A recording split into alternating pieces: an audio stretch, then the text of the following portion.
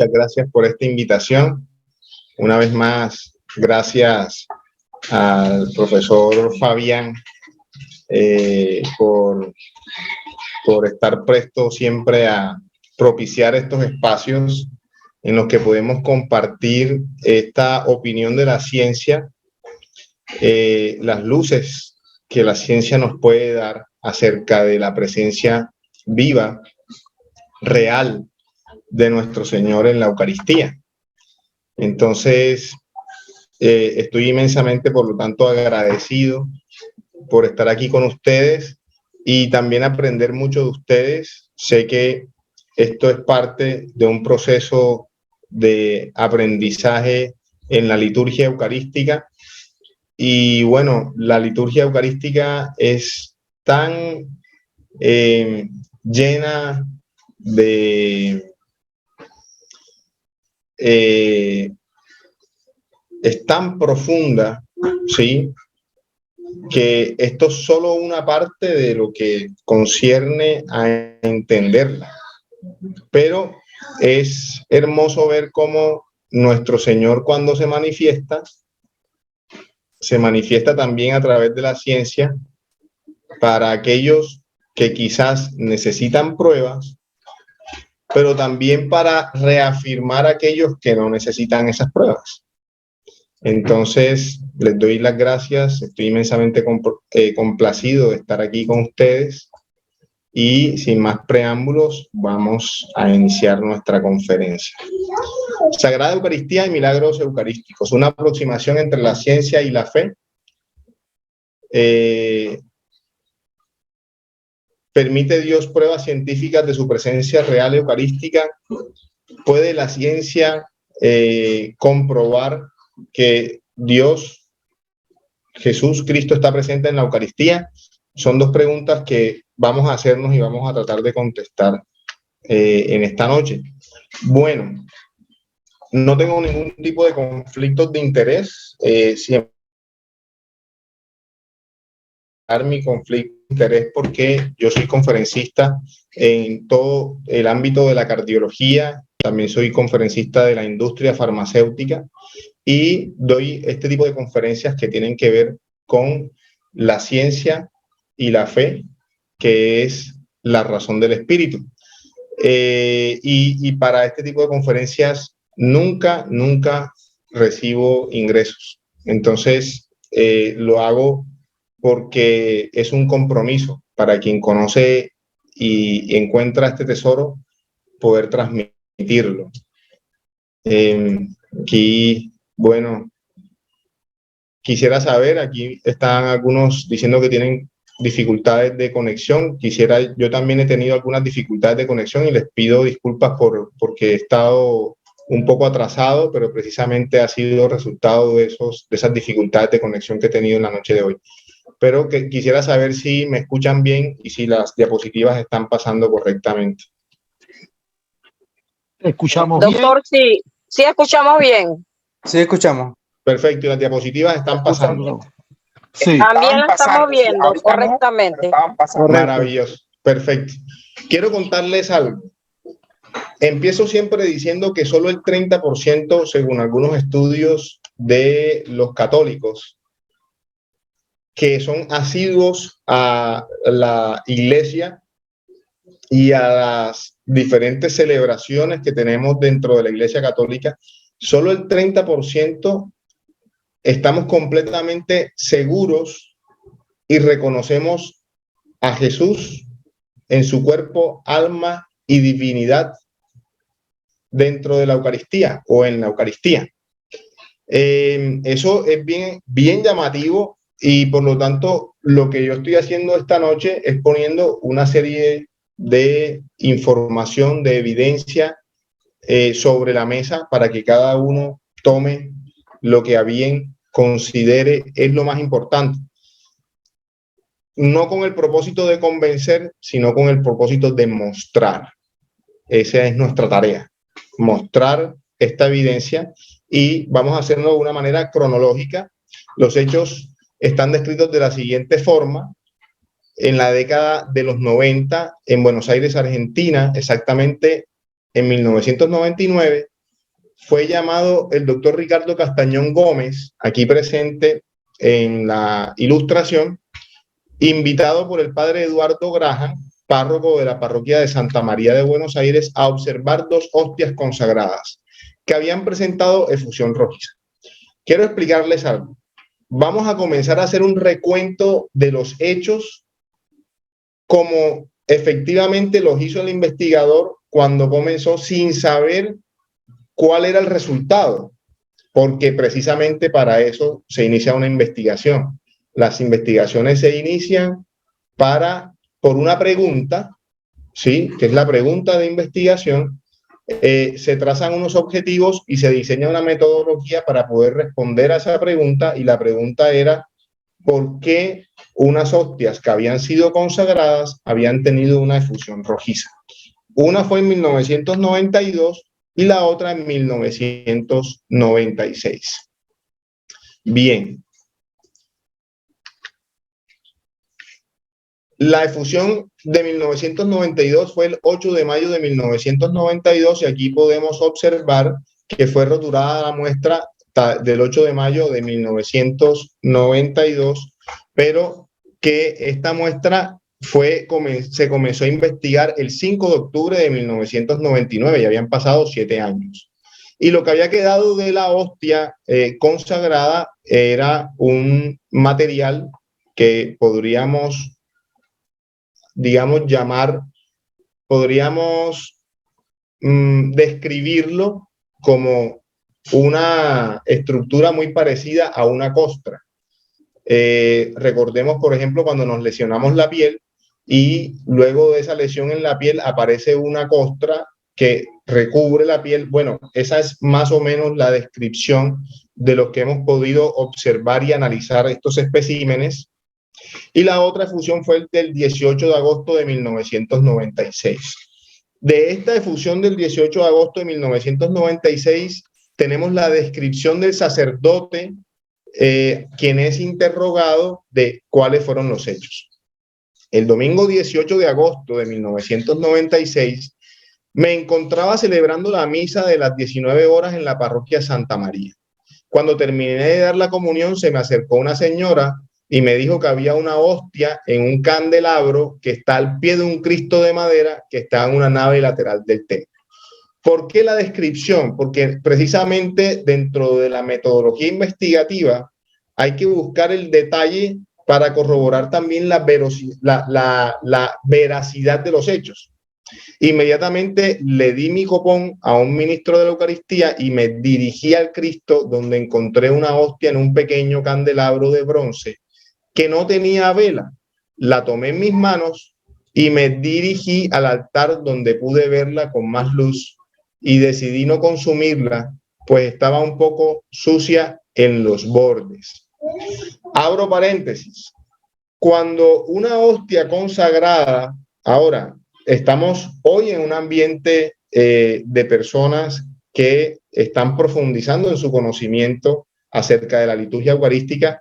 Luego, no cuesta tanto trabajo describir cuál es el procedimiento o el protocolo cuando suceden estas cosas, porque entendemos que lo que se ha caído al piso no es simplemente un pedazo de harina de trigo o de pan, sino que lo que ha caído al piso es la presencia de Dios, la segunda persona de la Santísima Trinidad, que está en cuerpo, alma y divinidad en una Eucaristía o en el pan eucarístico. Luego, lo primero que se puede hacer es recibir o consumir la hostia consagrada, pero el sacerdote dice, bueno, la hostia parecía estar lo suficientemente deteriorada, o no deteriorada, sino sucia, como para no consumirla. Entonces viene un siguiente protocolo y es depositarla en una vasija con agua y esperar que la hostia se disuelva. Eso fue el 18 de agosto, pero pasaron 8 días y el lunes 26 de agosto, dice el sacerdote, bajé a rezar a media mañana a la capilla del Santísimo y allí me encontró Emma Fernández, la sacristán, y me avisó que al reservar el copón en la misa de 8 había mirado el recipiente y vio que contenía algo de color rojo. Inmediatamente abrí el sagrario y encontré el pequeño recipiente con agua en la que estaba sumergida una sustancia blanca que sin duda era el pan disuelto, y en medio de esto flotando una sustancia de color rojo oscuro de 1 a 2 centímetros de diámetro y cubierto en parte por algo que parecían hongos blancos y verdes. Aquí lo podemos observar. Este es el recipiente que tiene tiene agua, y inmerso en el agua está la hostia que se depositó, que ya está en un proceso de degradación, pero llama la atención una coloración rojiza en uno de los extremos, con también un sobrenadante de color verde, y que llamaba mucho la atención del sacerdote. Dice el sacerdote: llevé el recipiente a la casa parroquial y allí le mostré al padre Graham, al párroco, y lo dejé en el pequeño oratorio que tenemos en la casa. El sacerdote firma dando fe que esto correspondía a los hechos. Presbítero Alejandro P.C. Esta es una vista ya aumentada de esa estructura rojiza, ¿sí? Y lo que podemos ver, lo que restaba, lo que quedaba de la hostia consagrada en el sobrenadante. Y esta es una vista lateral del recipiente. En este recipiente, la imagen es de una sustancia rojiza que nos puede hacer pensar en sangre. Sin embargo, en ese momento, pues no tenemos nosotros ninguna evidencia de a qué correspondía. Ahora bien, un mes después, se le pidió a una bacterióloga, la doctora Adelma Segovia de Sazot, que hiciera una evaluación del espécimen. Y la doctora Adelma Segovia, este espécimen de 1992, le toma una muestra y describe lo siguiente: el mismo fue extraído de una de las patenas 3 días después de la aparición de la mancha sanguínea sobre la misma. Fue efectuado un frotis que se coloreó con una coloración especial que es el May Granwald Giemsa. Esto es un extendido sobre un portaobjeto, que son las estructuras de vidrio sobre las cuales depositamos una muestra para ser analizadas en el microscopio. Y lo que reporta la doctora Adelma Segovia de Sazot es una fórmula leucocitaria. Acuérdense de los cuadros hemáticos o los hemogramas que tanto nos hemos hecho por temas del COVID, donde se describen los elementos formes de la sangre. Entonces se describen los glóbulos rojos, se describen también los glóbulos blancos, que son los leucocitos, son aquellas sustancias que se incrementan en los procesos inflamatorios o en las infecciones, y se describen también las plaquetas. Pues aquí tenemos una fórmula leucocitaria, y al respecto la doctora Adelma describe: en el frotis se observan detritus y algunos de los elementos presentan alteraciones tales como vacuolización, así como también abundante cantidad de cocos. Estos últimos hallazgos corresponden a que el material sufre en el transcurso del tiempo, dadas las características de los elementos por mí observados. Aquí hay una primera aproximación. Esa primera aproximación nos lleva a que hay posiblemente, muy posiblemente, sangre en el contenido que estamos analizando y en ambas muestras. Posteriormente, 3 años más tarde, el 29 de octubre, una vez más se toma una muestra y se obtiene la misma fórmula leucocitaria. De ahí que varios años más tarde, el párroco, solicitando permiso en aquel momento, el arzobispo de Buenos Aires, Jorge Mario Bergoglio, para que un doctor, el doctor Ricardo Castañón, ya conocido por otro tipo de investigaciones similares, un neuropsicólogo especialista en el comportamiento humano, pero que también había estudiado otros fenómenos y que a través de esos estudios que había realizado había tenido un cambio y una transformación en su creencia y en su profesión de fe. Este doctor Ricardo Castañón es llamado a Buenos Aires en 1999 para que iniciara una investigación y pudiera dar luces de qué había sucedido con esa hostia consagrada. Aquí está el padre Peset y el padre Graham, ambos presbíteros de la parroquia de Santa María, cuando el doctor Ricardo Castañón lleva a cabo su entrevista. Bien, en octubre de 1999 se toman las muestras. Se tomaron 2 muestras, una en seco y una muestra del material que estaba sumergido en el recipiente. Esta es la muestra en seco de lo que parecía muy probablemente una costra, y esta era la muestra que estaba sumergida en agua.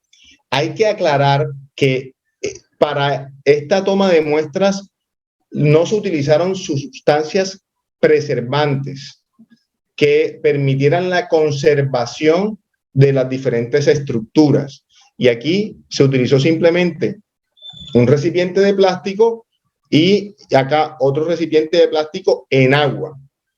Agua sin esterilizar y sin preservantes.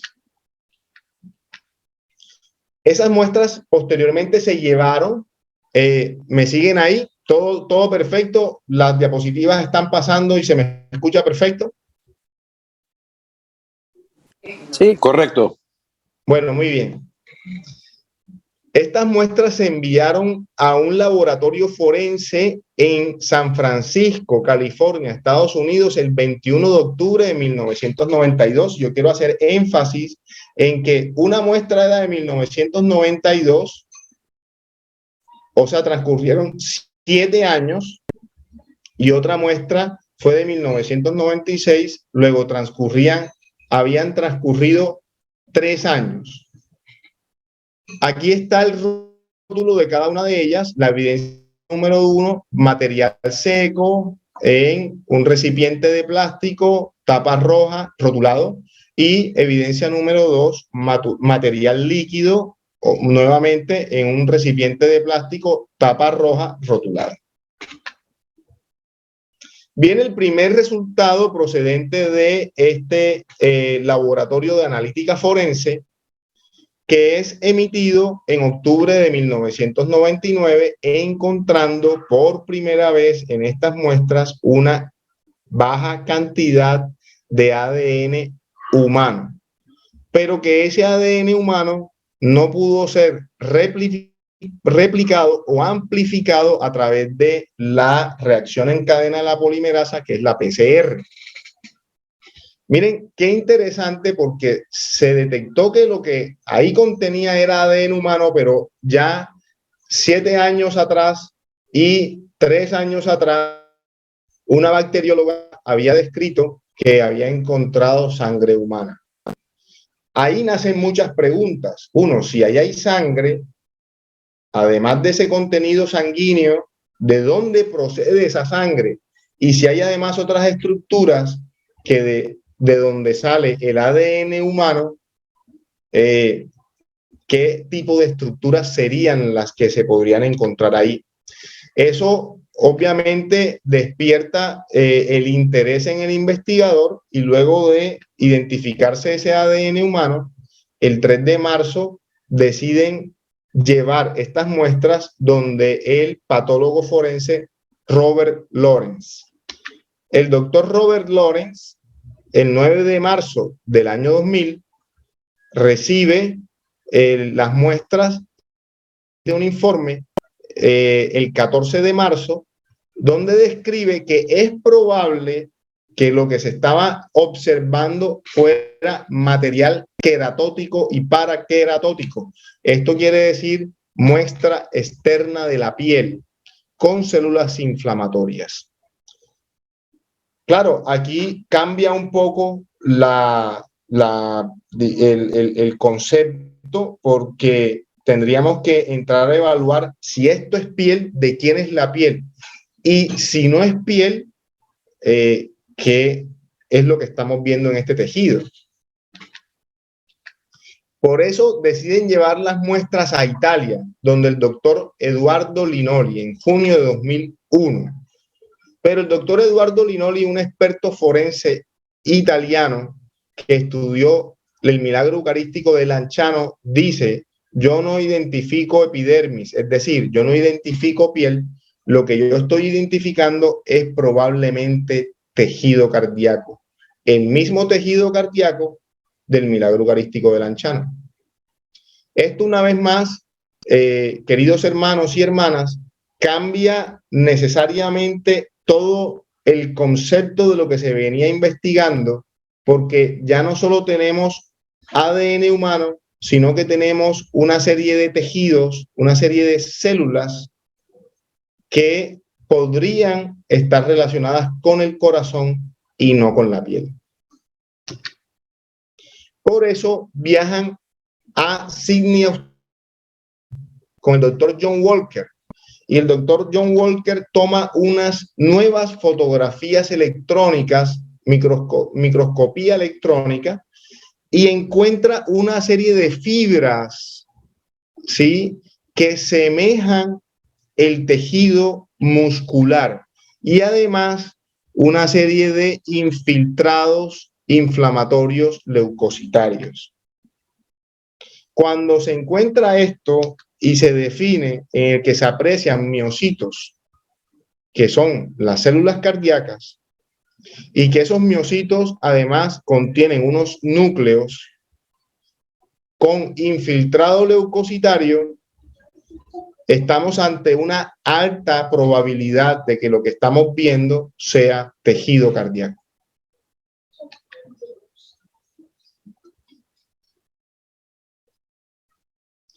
Por eso es que el 2 de marzo de 2004 se dirigen donde un experto forense cardíaco, el doctor Frederick Zugibe, en su oficina en New York.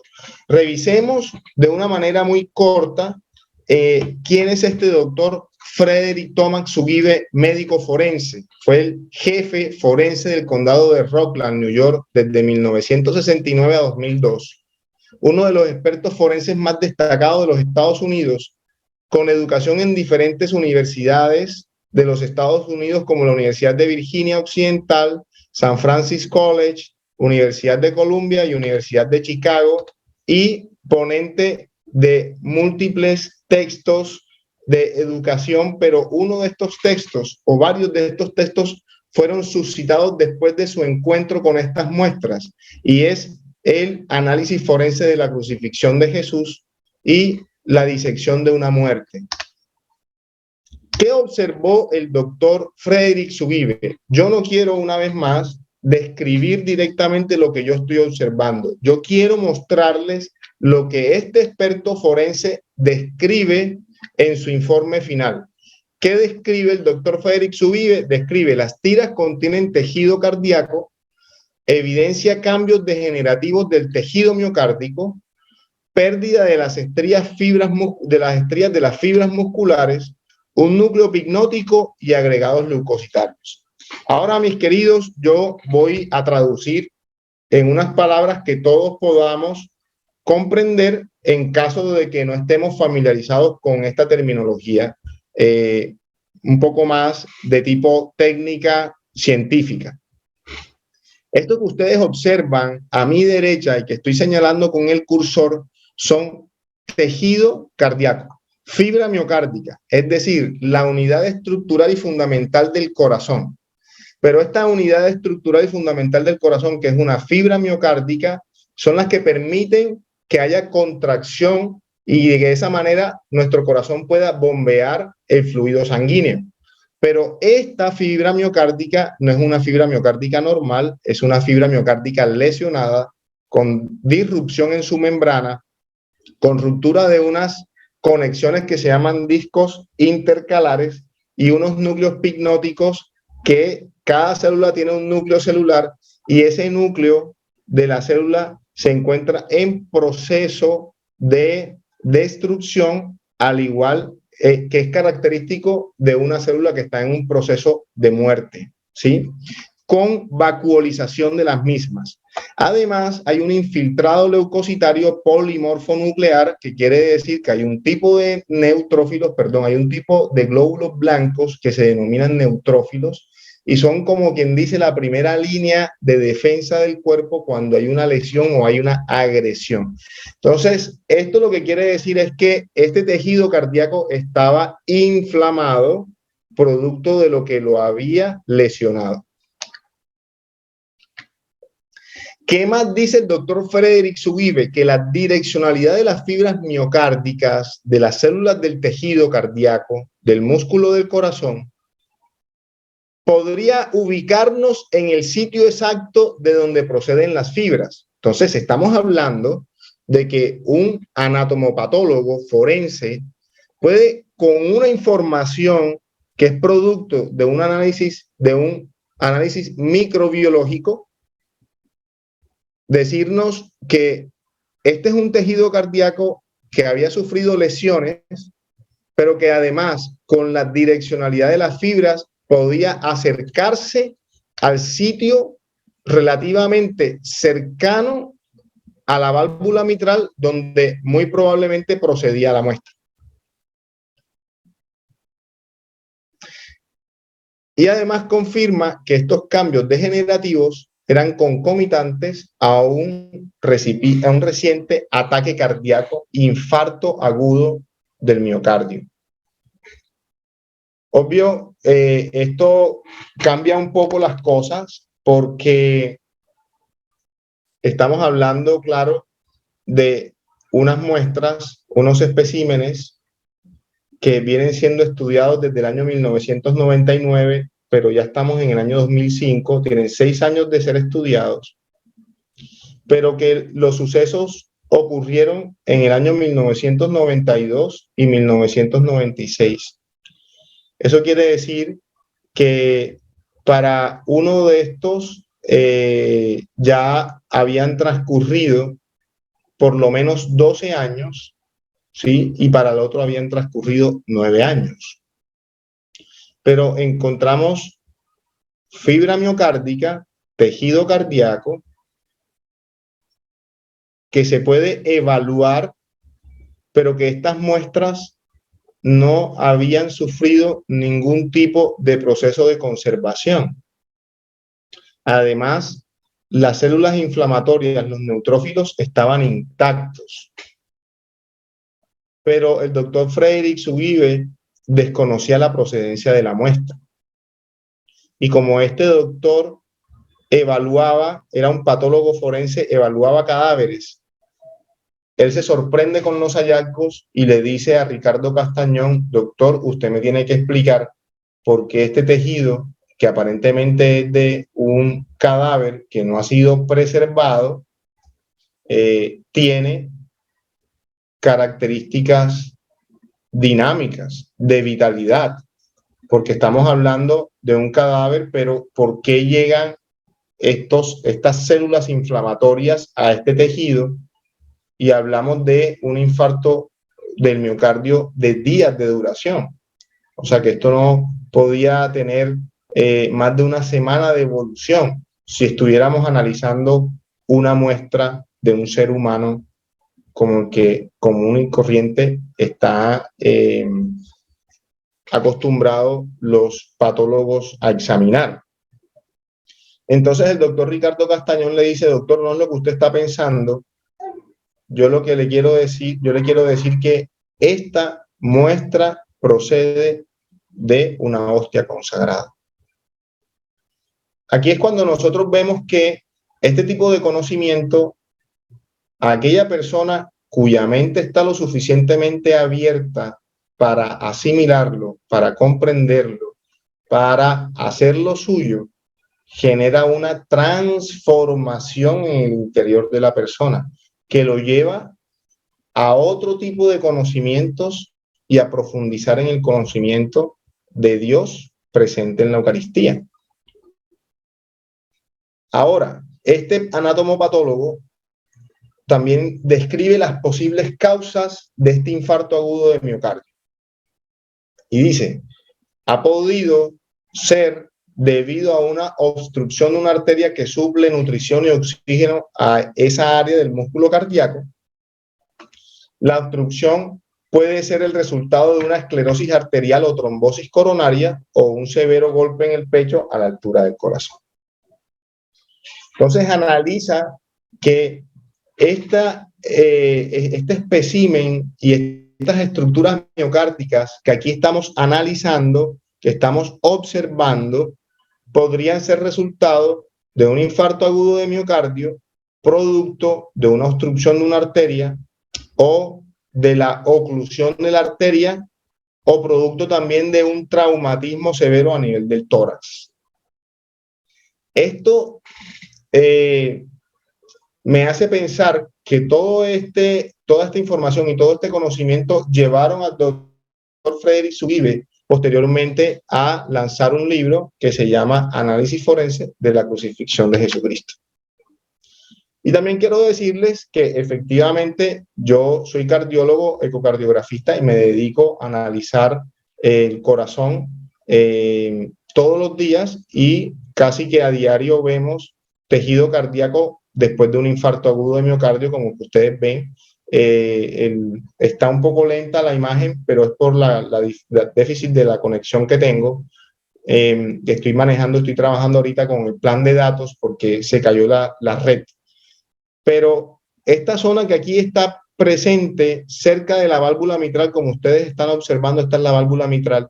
Cerca de la válvula mitral hay un tejido que es el segmento basal de la pared lateral del ventrículo izquierdo. Y ese es precisamente el tejido o la localización anatómica que está describiendo por la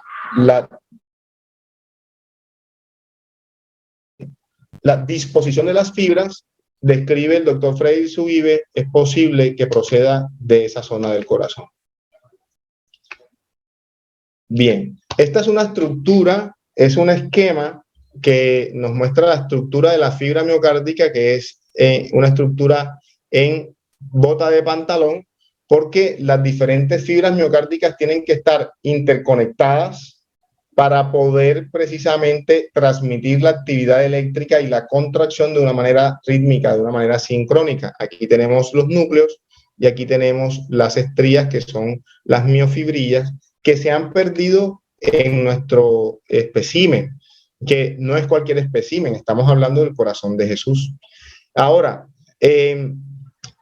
también podemos observar una muestra bajada de internet que yo quiero poner a colación con ustedes para que puedan comparar un tejido sano, un tejido miocárdico sano, ¿sí? Con unos núcleos bien estructurados y un tejido lesionado lleno de infiltrados inflamatorios leucocitarios característicos del infarto agudo de miocardio.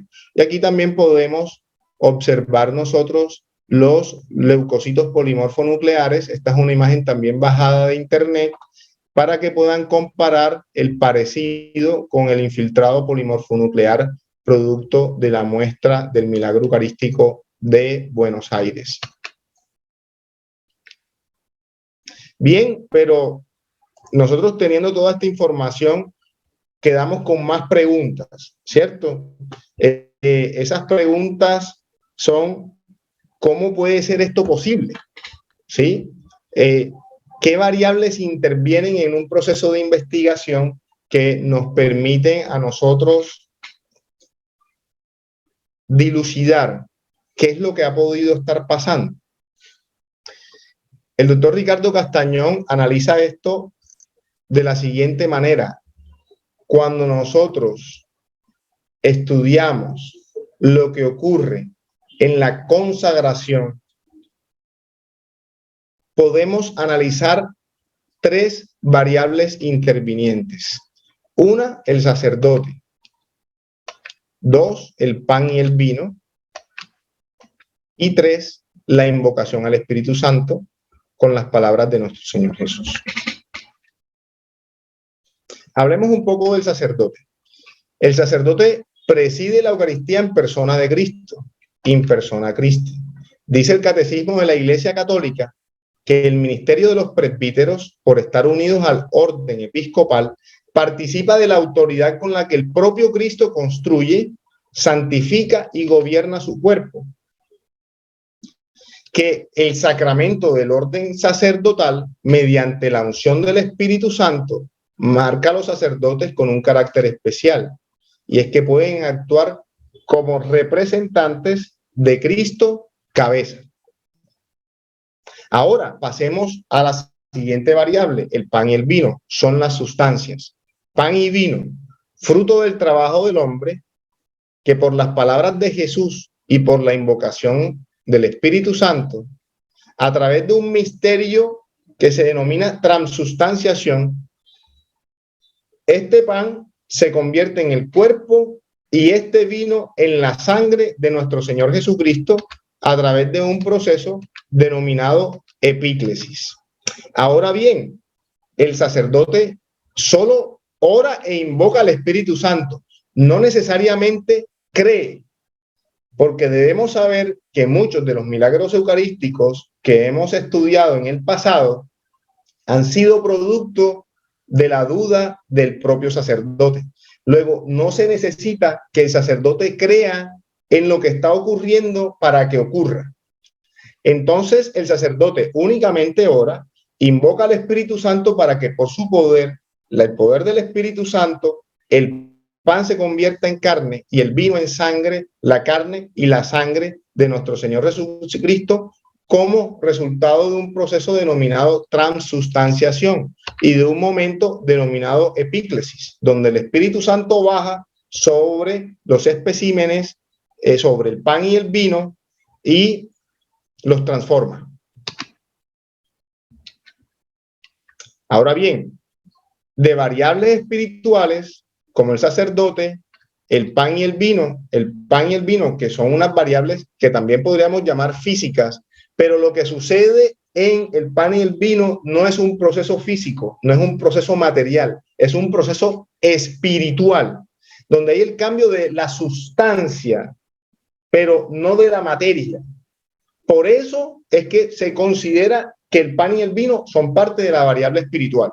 Y la invocación al Espíritu Santo por las palabras de nuestro Señor Jesús en el momento denominado epíclesis, o durante la epíclesis, mejor dicho, sucede la transubstanciación, y de esta transubstanciación tenemos como resultado que el pan se convierte en carne y el vino en sangre, la carne y la sangre de nuestro Señor Jesucristo. Pero esperen un momento. De variables espirituales. Sin embargo, los análisis ponen en evidencia resultados físicos, como el que ustedes están observando en este momento.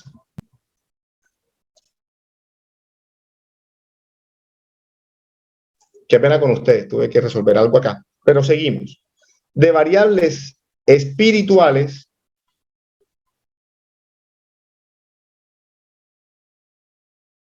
el análisis pone en evidencia resultados físicos. ¿Cuáles son esos resultados físicos? Sangre humana tipo AB, ADN humano, células formas de la sangre y tejido cardíaco, fibra miocárdica. Y se los estoy mostrando. Una efusión rojiza que ya hemos podido confirmar que es sangre, y les mostré el resultado de estudios preliminares y definitivos del milagro eucarístico de Buenos Aires. Pero ahora les estoy mostrando otro milagro eucarístico, que es el milagro eucarístico de Chilpancingo, México.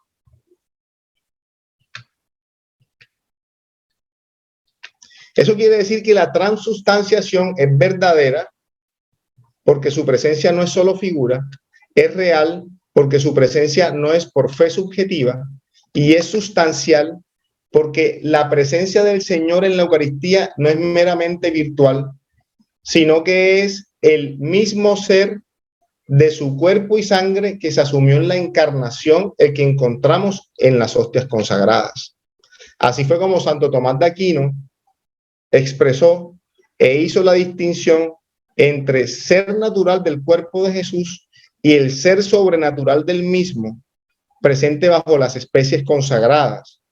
Concluyó que la cantidad, forma, color y sabor del pan y del vino continuaban siendo los mismos. Por eso normalmente, o la gran mayoría de las veces, nosotros estamos consumiendo, recibiendo la carne de nuestro Señor Jesucristo, pero no nos sabe a carne, nos sabe a pan.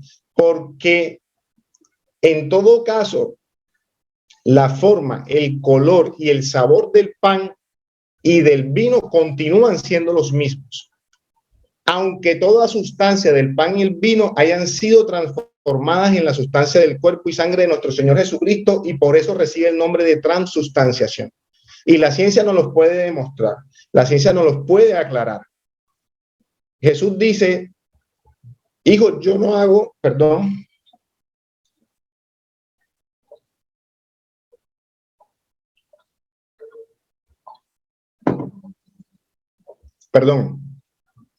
Jesús dice, hijo, yo no hago milagros para que crean. Yo quiero que crean por fe, pero algunos necesitan de pruebas. Algunos, como Santo Tomás el apóstol, ¿no? Sin embargo, el Señor dice, yo quiero que crean por fe, pero en la misericordia infinita y la bondad de Dios nos permite este tipo de manifestaciones para aquellos en que nuestra mente le cuesta trabajo comprender esta manifestación sobrenatural de Dios, el mismo que se queda o que se encarna en la Santísima Virgen María, en el momento de la anunciación y de la encarnación de Dios, es el mismo que se queda y que transforma el pan en el cuerpo de nuestro Señor, la carne de nuestro Señor Jesucristo, y el vino en la sangre, ¿cierto? Es el mismo Dios encarnado, el mismo que se queda en las especies. Pero desde el punto de vista científico nacen muchas preguntas. Dentro de las preguntas es, bueno, este fenómeno, siendo un proceso evaluado a través del método científico, es verificable, es cuantificable, es reproducible, han podido ser inoculados los especímenes con material humano, existen casos similares estudiados por otros investigadores. Veamos entonces este caso del padre Leopoldo Roque en México, que en el año 2006, mientras celebraba la Eucaristía, que finalizaba un retiro espiritual, una religiosa que estaba entregando la comunión a un feligrés, observa que en la hostia consagrada hay una efusión rojiza una vez más. Esa efusión rojiza posteriormente se seca y queda como una mancha café oscura, con unos grumos que ustedes están observando en este momento. Mírenlos aquí, estos son los grumos, ¿cierto? Y que posteriormente, cuando en el año 2009 fue analizada y estudiada esa muestra, ese espécimen de milagro eucarístico, se observó, brotaba del interior de la hostia consagrada una nueva efusión rojiza que posteriormente se confirmó era sangre humana tipo AB negativo, y se confirma el ADN humano, que una vez más no pudo ser replicado o amplificado por la reacción en cadena de la polimerasa. Que si es un fenómeno verificable, cuantificable y reproducible, claro, tenemos más de 1000 milagros eucarísticos a lo largo de la historia. Y estos hechos suceden cada vez con más frecuencia, solo que no con esa misma frecuencia son investigados. Pero también se detecta sangre humana tipo AB y se detectan células características de aquellos tejidos que han sufrido infarto Entonces, aquí está el reporte del laboratorio de PATMED, Patología Médica, del doctor Orlando Rodas Pernillo, en México, y la doctora Lisa Hernández de Roda. Describen nombre del paciente, muestra de paciente desconocido, siempre se hacía un estudio a ciegas. El médico tratante, doctor Carlos Parellada y el doctor Ricardo Castañón. Fecha de recibimiento el 26 de julio del año 2011. Ya han pasado por lo menos 5 años del suceso. Y la fecha de entrega es el 28 de julio de 2011, Hospital Clínica Grupo Internacional para la Paz, que es la fundación del doctor Ricardo Castañón, y el espécimen tejido desconocido describe. Tejido de muestra desconocido con áreas extensas de autólisis, quiere decir tejido que está en descomposición o de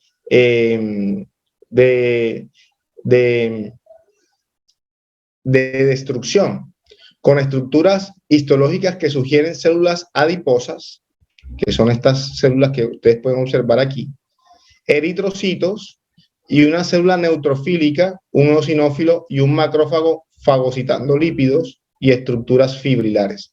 Este macrófago que está fagocitando lípidos, aquí lo podemos observar, yo lo puedo ampliar, y es este elemento y esta estructura que en su interior tiene colesterol, tiene lípidos. Estas son estructuras características de la persona que ha sufrido infarto agudo de miocardio.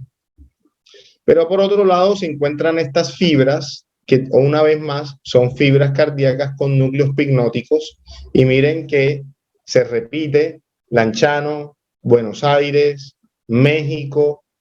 Ya tenemos conocimiento de algunos milagros eucarísticos en Guatemala con resultados similares.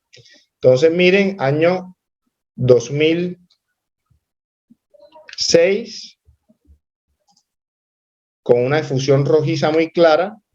Año 2009, con una costra café oscura, donde esa efusión rojiza se seca, y año 2009 en adelante con el estudio de las muestras con brote sanguíneo del interior de la hostia consagrada. Pero hay más, porque se identificaron células de origen mesenquimal. Estas son células pluripotenciales que tienen la capacidad de diferenciarse en células especializadas, es decir, en la capacidad de diferenciarse en células hematopoyéticas para la producción de sangre y células especializadas para diferenciarse en tejido o fibra miocárdica. Pero el obispo de aquel entonces le pidió al doctor Ricardo Castañón que esclareciera si había posibilidad de que alguien hubiera podido sembrar esa muestra o poner su sangre sobre la superficie de la hostia. Y querían saber si la sangre venía del exterior o venía del interior. Esta fue una solicitud expresa del obispo que quería identificar y dar claridad a la feligresía a través de esta investigación de si la sangre procedía del interior de la hostia consagrada o si la sangre procedía del exterior de la hostia consagrada. Y a través de una metodología de disparos de luz infrarroja se pudo documentar de que efectivamente la sangre procede del interior de la muestra, como ustedes están observando aquí, y describen, perdón, de que efectivamente esta es una muestra de sangre que procede del interior, de adentro hacia afuera, y que era muy difícil de que esa sangre, por la estructura de la hostia y por la estructura de la harina de trigo, de que pudiera atravesar de afuera hacia adentro a la hostia consagrada. Aquí podemos ver con toda claridad cómo después se secó la sangre y luego en los estudios posteriores brotaba del interior sangre fresca.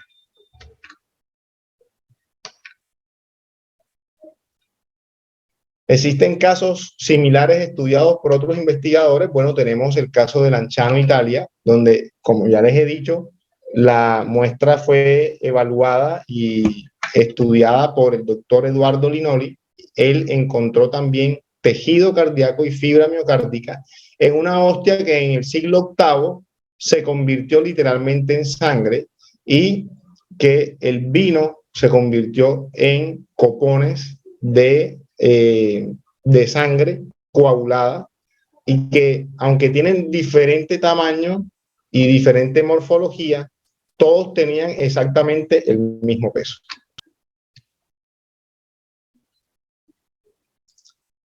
Así es como llegamos necesariamente a un diálogo entre la ciencia y la fe.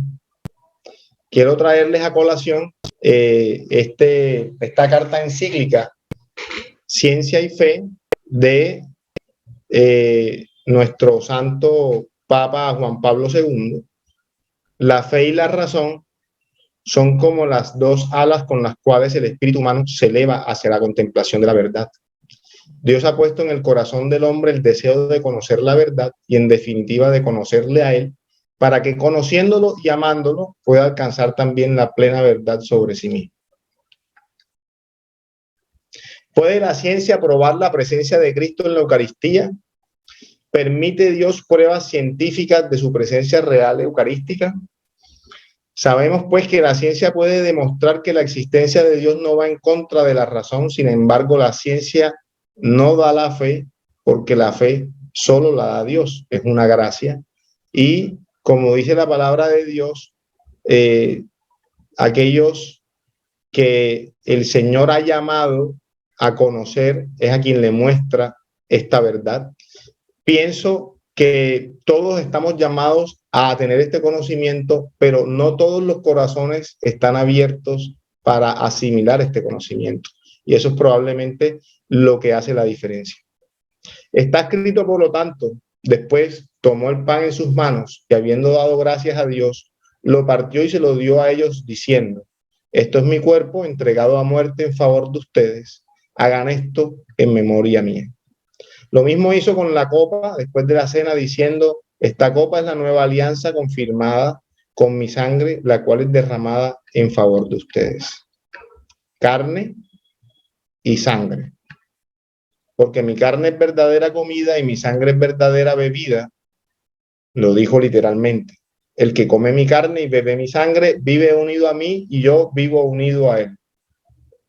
El Padre que me ha enviado tiene vida y yo vivo por él. De la misma manera, el que se alimenta de mí vivirá por mí.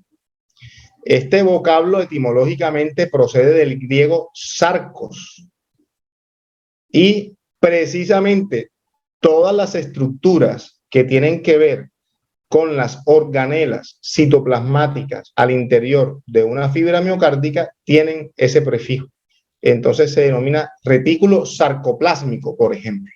Entonces procede del mismo vocablo que se utilizó en el original de la escritura al referirse a mi carne, y procede de esa etimología griega. Ahora, solo la ciencia basta. Aquí yo les doy dos ejemplos de dos personas que con su pensamiento han transformado el mundo. Stephen Hawking, que sufrió de esclerosis lateral amiotrófica y probablemente una de las mentes más brillantes del pasado siglo, dijo: porque existe una ley como la gravedad, el universo puede y podría crearse por sí mismo de la nada. La creación espontánea es la razón por la que es redundante el papel de un creador del mismo. Mientras que Martha Robin fue un milagro eucarístico que se alimentó durante 50 años, luego de sufrir una secuela de meningoencefalitis y de entregarle su vida al Señor, sufrió los estigmas del Señor todas las semanas, de miércoles a viernes, y se alimentaba solo una vez a la semana de la Eucaristía, y con ella vivió 50 años.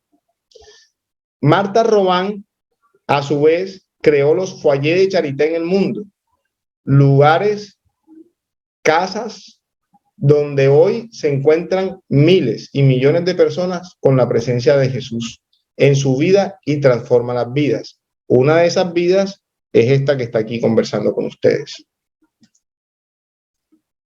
Para llevar a casa o para quedar en casa, los estudios de hostias consagradas con efusiones han demostrado que a partir de variables espirituales los resultados ponen en evidencia fenómenos físicos: sangre humana tipo AB, ADN humano, células formas de la sangre, fibra miocárdica y células mesenquimales pluripotenciales.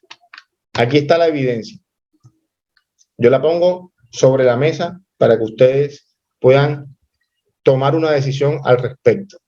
Pero lo más importante, la fe y la razón, por lo tanto, no se contradicen, se complementan. Y ahora, ¿qué hacemos con toda esta información? Viene un segundo paso: conocer al autor de la obra, al responsable de los hechos. ¿Es suficiente la evidencia para confirmar la presencia real de Cristo en la Eucaristía? Una vez más les digo, el Señor ante esta pregunta contestó: hijos, yo hago milagros para los ciegos y los sordos. Pero es que Él quiere que esos ciegos y esos sordos conozcan la evidencia y a través de su pensamiento racional también puedan llegar a la razón de la fe, a la razón del Espíritu, que es la fe. Por lo tanto, quiero terminar con esto. Dios está vivo en la hostia consagrada. Lo conocemos por la tradición de la Iglesia. Lo conocemos también por las Sagradas Escrituras. Y hoy la ciencia lo confirma. Muchas gracias.